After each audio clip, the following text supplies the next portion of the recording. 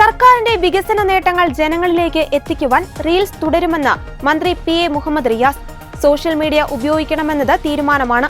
എത്ര വിമർശനങ്ങൾ ഉണ്ടായാലും അത് തുടരുമെന്നും വികസന നേട്ടങ്ങൾ ജനങ്ങളിലേക്ക് എത്തിക്കുവാനുള്ള മാർഗമാണെന്നും മന്ത്രി ഫേസ്ബുക്കിലൂടെ വ്യക്തമാക്കി. മലപ്പുറം കൂരിയാട് ദേശീയപാത ഇടിഞ്ഞു താഴ്ന്ന സംഭവത്തിലും മന്ത്രി പ്രതികരിച്ചു. ദേശീയപാത പ്രവൃത്തിയുടെ ഉത്തരവാദിത്തം നാഷണൽ ഹൈവേ അതോറിറ്റിക്കാണെന്നാണ് മന്ത്രിയുടെ വിശദീകരണം. പ്രവൃത്തിയുടെ ഗുണനിലവാരം പരിശോധിക്കേണ്ടത് നാഷണൽ ഹൈവേ അതോറിറ്റിയാണ്. സംസ്ഥാനം 1290 ഹെക്ടർ ഭൂമി ഏറ്റെടുത്തു നൽകി. കേന്ദ്രത്തിന്റെ ഔദാര്യമല്ല, സംസ്ഥാനത്തിന് നികുതി പണം കൂടിയാണ് റോഡിന് വേണ്ടി ചെലവഴിച്ചത്.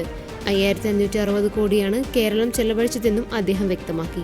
ദേശീയപാതയിലുണ്ടായ വിള്ളലിൽ സംസ്ഥാനത്തിന് ഉത്തരവാദിത്തമില്ലെന്ന് മുഖ്യമന്ത്രി പിണറായി വിജയൻ നിലപാട് വ്യക്തമാക്കിയതിന് പിന്നാലെയാണ് മന്ത്രിയുടെ വിശദീകരണം.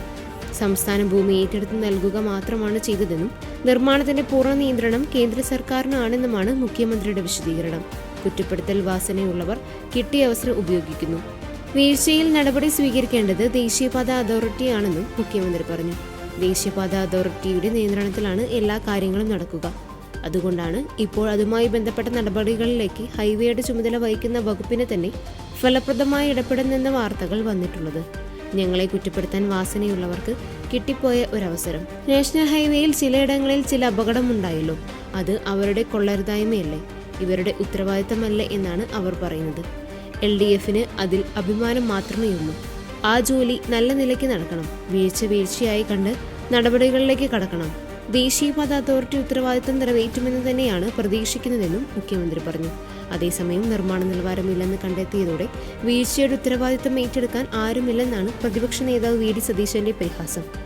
അതിനിടെ മലപ്പുറം കൂരിയാട് ദേശീയപാത ഇടിഞ്ഞു തകർന്നതിൽ നിർമ്മാണ കരാർ കിട്ടിയ KNR കൺസ്ട്രക്ഷൻ കൺസൾട്ടറായ ഹൈവേ എഞ്ചിനീയറിംഗ് എന്നീ കമ്പനികളെ പുതിയ ടെൻഡറുകൾ നൽകുന്നതിൽ നിന്ന് വിലക്കി.